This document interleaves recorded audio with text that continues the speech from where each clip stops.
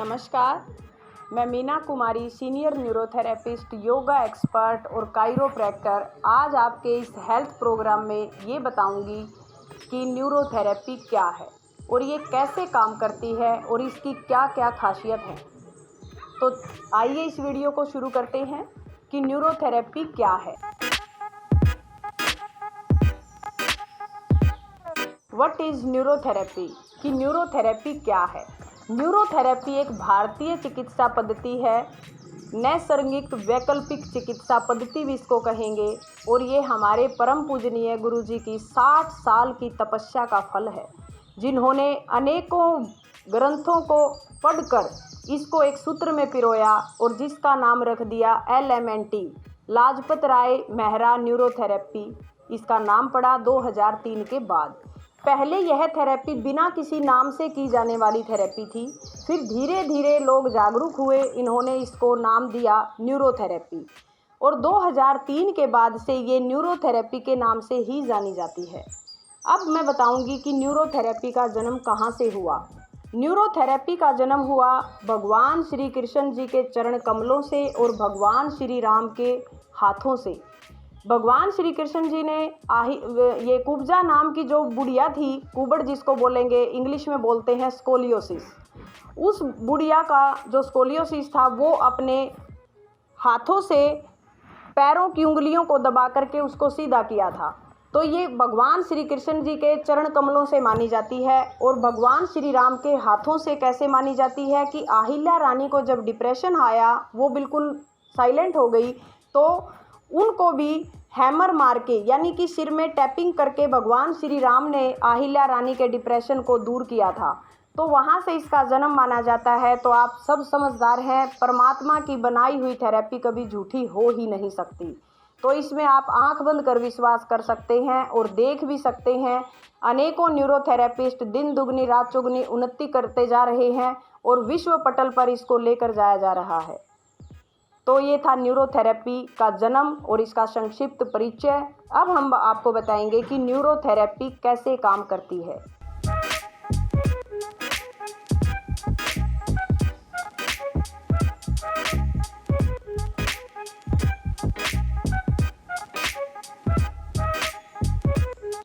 तो न्यूरोथेरेपी काम आपकी ग्लैंड पे करती है, आपके इंटरनल हार्मोन्स पे काम करती है।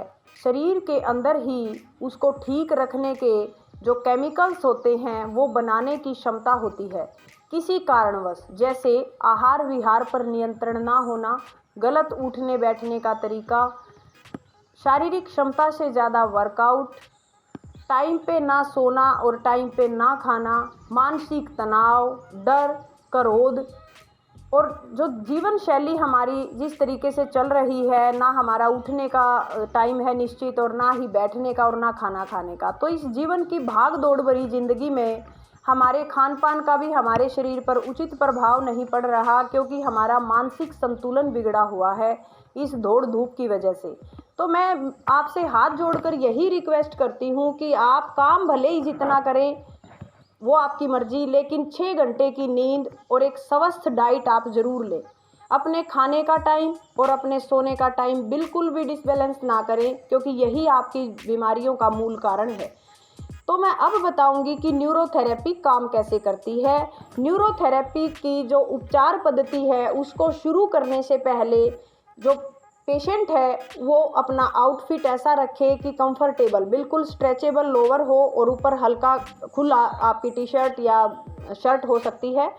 तो टाइट आउटफिट बिल्कुल ना हो, स्ट्रेचेबल हो, ताकि हम स्लिट एरिया पे, क्योंकि फिजिकल एक एक्सपेरिमेंटल थेरेपी है, ये योग और प्राणायाम की तरह ही आपके शरीर के साथ हमें मेहनत करनी पड़ती है और आपसे करवानी भी पड़ती है, तभी आपकी ग्लैंड सुचारू रूप से काम करती हैं।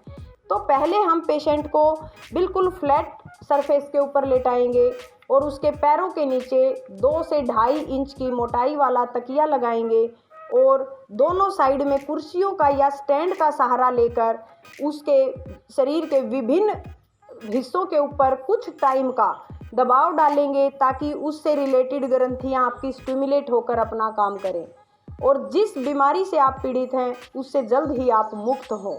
तो न्यूरोथेरेपी का काम करने का तरीका तो है ये।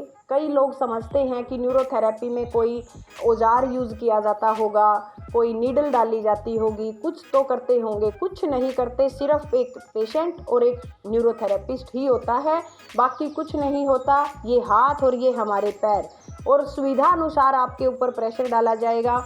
इसमें किसी भी प्रकार का दर्द नहीं होता।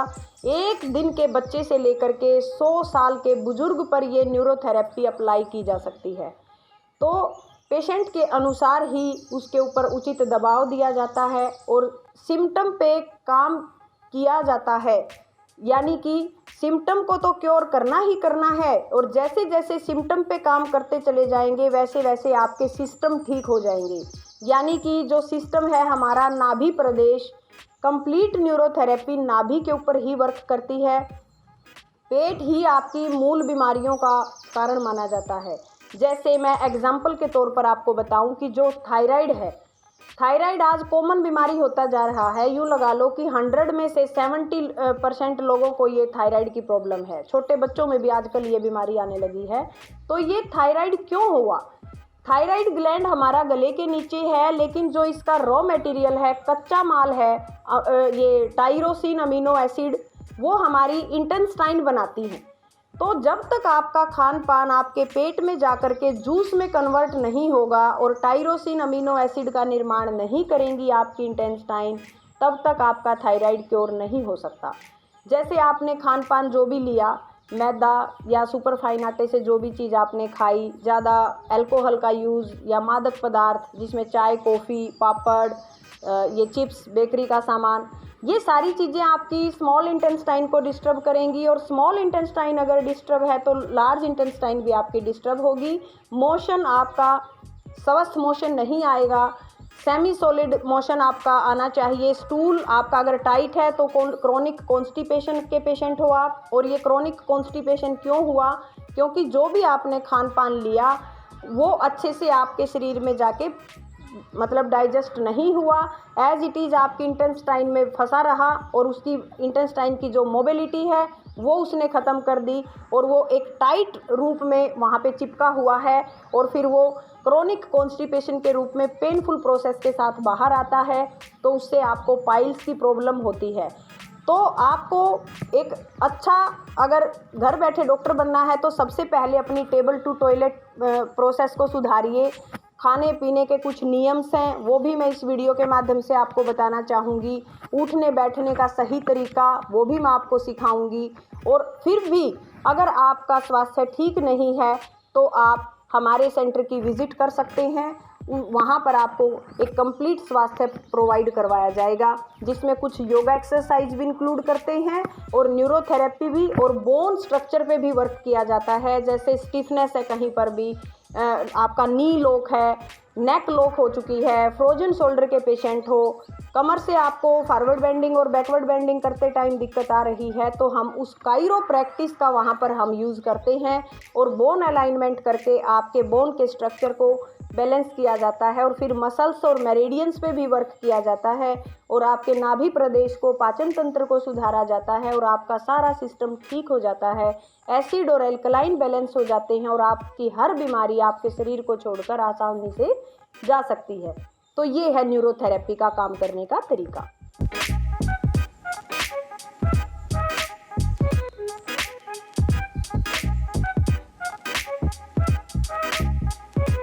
अब मैं आपको बताऊंगी कि न्यूरोथेरेपी करवाते टाइम आपको किन किन बातों का ध्यान रखना है, या ये कहें कि न्यूरोथेरेपी उपचार के कुछ नियम। तो सबसे पहला नियम है कि आपको नॉनवेज बिल्कुल भी नहीं खाना। क्यों नहीं खाना? क्योंकि मांसाहार जब आप लेते हैं तो उसके अंदर हैवी प्रोटीन और हैवी वसा होती है। सबसे पहले तो ये बात समझने योग्य है कि जब आप बीमार हो, कोई भी बीमारी आपको पकड़े हुए है, तो वो क्यों आई? क्योंकि आपका पाचन तंत्र ठीक नहीं है। पाचन तंत्र का काम केवल खाने को पचाना ही नहीं है, उस खाने के अंदर से जितने भी जूस हैं, विटामिन्स हैं, प्रोटीन्स हैं, उनको उचित मात्रा में शरीर के विभिन्न सेल तक पहुंचाना भी हमारे पाचन तंत्र का ही काम है। और जब तक आपका गले से नीचे उतारा हुआ खाना चर्निंग प्रोसेस लेते हुए जूस में कन्वर्ट नहीं होगा, तब तक किसी भी सेल्स का कच्चा माल आप नहीं ले सकते। और धीरे धीरे वह सेल सूखने लगेगा, आपके शरीर के अंदर अनेकों व्याधियां उत्पन्न हो जाएंगी, जिसका समाधान किसी भी डॉक्टर और ओझा के पास नहीं है। तो मांसाहार एक तो एनिमल प्रोडक्ट है, क्या पता किस बीमार पशु का वो मांस है जो आपने खाया, मिर्च मसाले में तल के आपको दे दिया और आपने जीभ के स्वाद को देखते हुए फटाफट गटक लिया, तो वो नीचे जाके एक बहुत बड़ी बीमारी का रूप ले लेता है। आपको शायद नहीं पता, क्योंकि पेट के नीचे के फंक्शन को आप देख नहीं सकते। अगर पेट में कोई ऐसा देखने का भगवान ने कुछ ऐसा दिया होता कि हम खिड़की की तरह उसको खोल लें और देख लें, तो आप ज़िंदगी में कभी भी नॉनवेज की तरफ नहीं जाओगे।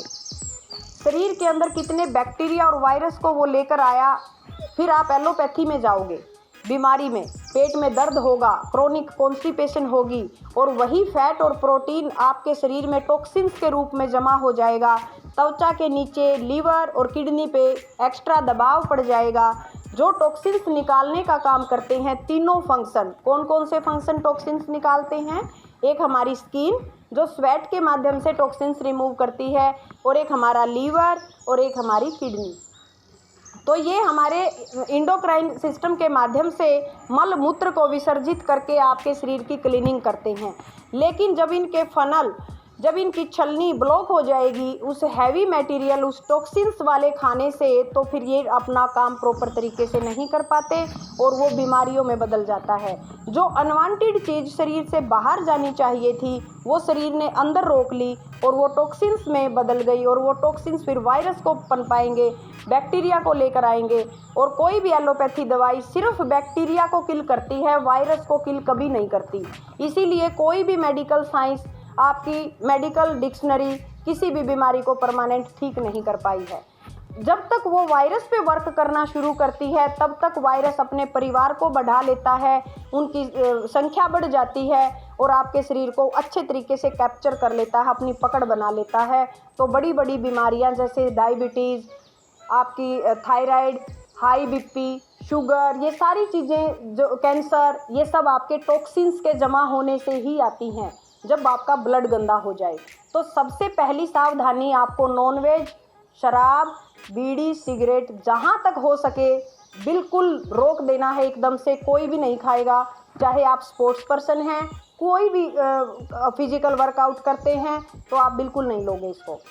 दूसरी सावधानी क्या है कि अगर शरीर के विभिन्न जोड़ों में दर्द है, तो उस कंडीशन में भी आपको खट्टी चीज़ें बिल्कुल नहीं लेनी। खट्टी चीज़ें कौन सी? एक तो नींबू, एक आपकी दही, लस्सी, हर प्रकार का अचार और इमली, ये खट्टे तासीर में आती हैं। हाँ, मैंने अनानास, मौसमी और संतरा क्यों नहीं बोला? क्योंकि ये माँ प्रकृति की नेचुरल खटास है, और जो माँ प्रकृति के द्वारा हमें डायरेक्ट मिली, उसमें ह्यूमन का किसी का कोई रोल नहीं है, तो वो खट्टे में नहीं आती।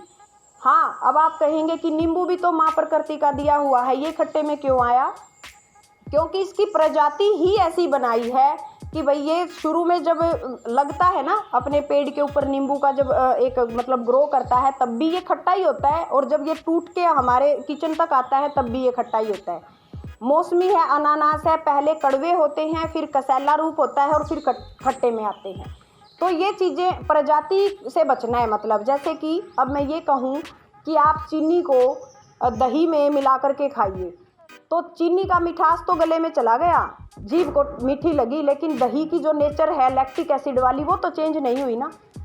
अगर मैं ये कहूँ कि कोई भी जहरीली चीज़ आप चीनी में या अपनी पसंदीदा किसी मिठाई में मिला के खा लो, तो वो काम तो हमारे शरीर को मारने का ही करेगी, या उसको बचा सकती है? बिल्कुल नहीं बचा सकती। तो ये प्रजाति है नींबू, खट्टे का नेचर है इसका, तो इसलिए मैंने नींबू को बोला है कि आपको नहीं लेना। हाँ, संतरा, मौसमी आप ले सकते हैं, उसमें खटास इतना नहीं होता, ना टमाटर में होता। हाँ, इमली और ये चीज़ें बिल्कुल नहीं खानी अगर आपके जोड़ों में दर्द है तो। तीसरी सावधानी आपको क्या लेनी है कि जब भी आप न्यूरोथेरेपी की चिकित्सा पद्धति ले रहे हैं, तो अपने शरीर के लिए 30-35 मिनट ज़रूर निकालिए। यानी कि जब आप चिकित्सा लेने के लिए आए तो उससे पहले थोड़ा सा फिजिकल वर्कआउट जो सेंटर पे सिखाया जाता है, देखो दूसरे सेंटर का हमें नहीं पता कौन कैसे काम करता है, लेकिन हम उनको कुछ एक्सरसाइज सिखाते हैं ताकि आपके शरीर को थोड़ा सा खोलें, आप उसको घर पे स्ट्रेच करके मसल्स और मेरिडियन की तरफ सर्कुलेशन इक्वल करके लेके आएँ, तो वो काम 15 दिन का जो काम है वो 5 दिन में हो जाएगा। तो योगा कुछ करके आएँ, फुल बॉडी की स्ट्रेचिंग सिखाते हैं, कुछ एक्सरसाइज सिखाते हैं, बड़े बुजुर्ग भी आसानी से कर सकते हैं, छोटे बच्चे भी कर सकते हैं। तो वो मैं अपनी वीडियो के माध्यम से आपको सिखाती जाऊंगी धीरे धीरे, और आप उसको घर बैठे फॉलो करेंगे तो आपको स्वास्थ्य लाभ भी मिलेगा। तो वो करके आएँ। और जब आप चिकित्सा के लिए आएँ तो अगर आपने लंच लिया है तो लंच आपका लेने के बाद 1 घंटे का गैप रखें। इस बात का आपको ध्यान रखना पड़ेगा कि हैवी ब्रेक ये लंच करने के बाद आप डायरेक्ट चिकित्सा लेने के लिए ना आएँ, क्योंकि इस थेरेपी में पेशेंट को कभी सीधा लेटाना पड़ता है तो कभी उल्टा लेटाना पड़ता है, तो जो खाया पिया है वो आपके मुंह की तरफ आएगा और आप थोड़ा सा अनकंफर्टेबल फील करोगे। इसलिए इसमें खाने और थेरेपी के बीच में 1.5 से 2 घंटे का गैप ज़रूरी है, और अगर हैवी डाइट ले रखी है तो 2.5 घंटे का गैप ज़रूरी है। इन चीज़ों को आपको ध्यान में रखना है और अपने लिए ज़रूर टाइम निकालें। खाने के कुछ रूल्स हैं और सोने और उठने बैठने के कुछ नियम हैं, वो मैं नेक्स्ट वीडियो में बताऊंगी कि आपको कितने बजे सोना है और कितने बजे उठना है और किस खाने के साथ क्या कॉम्बिनेशन है, ये भी मैं आपको बताऊंगी। कई लोग क्या करते हैं, जैसे हर फ्रूट को दूध के साथ चर्न करके शेक के रूप में लेते हैं, ये सबसे बड़ा जहर है। किसी भी फ्रूट का दूध के साथ कॉम्बिनेशन होता ही नहीं, इस बात को आप सोच लो। फ्रूट को फ्रूट के हिसाब से ही लो। अगर आप फ्रूट खा रहे हो, केला खाया तो केला, चीकू, पपीता, ये चीज़ इकट्ठी खाई जा सकती हैं। अगर केले के साथ संतरा भी खाओगे, समझ रहे हो, केले के साथ आम भी खा लिया और केला भी ले लिया, संतरा भी ले लिया, मौसमी भी ले ली, तो ये चीज़ें आपके शरीर में जाके बहुत जहरीला एक केमिकल का निर्माण करेंगी, जो आपके इसोफेगस के माध्यम से आपकी फूड पाइप में आता जाएगा और पूरा दिन आप अनकंफर्टेबल फील करेंगे, जिसको बोलते हैं चेस्ट बर्निंग। तो जो मीठे तासीर के सॉलिड फ्रूट हैं वो एक साइड काट लीजिए 3-4 तरह के, और जो खट्टे हैं वो खट्टे खट्टे एक साथ लीजिए, और जो मीठे हैं वो मीठे मीठे एक साथ लीजिए, और कड़वे से कसाले हैं वो एक साथ लीजिए। तो आपको इन कॉम्बिनेशन को भी मैं बताऊंगी, और घर बैठे आप अपने डाइटिशियन बन सकते हैं और अपनी बीमारियों से निजात पा सकते हैं। कुछ एक्सरसाइज भी आपको बताई जाएंगी टाइमली, वेट लॉस के लिए, कानों की प्रॉब्लम के लिए, आँख के लिए, लीवर के लिए, और कुछ न्यूरोथेरेपी के ही पॉइंट्स हैं जिसको आप 5-5, 10-10 मिनट अपने घर पे करके भी छोटी छोटी बीमारियों को क्योर कर सकते हैं। चलिए दोस्तों, अब ज़्यादा लंबा समय ना लेते हुए विदा लेते हैं आपसे, और आशा करती हूँ कि ये वीडियो आपको ज़्यादा से ज़्यादा पसंद आए। तो आज के लिए सिर्फ इतना ही। अब अगली वीडियो में हम आपको कुछ और हेल्थ से जुड़ी हुई कुछ टिप्स बताएंगे। जब तक के लिए जय हिंद, जय भारत।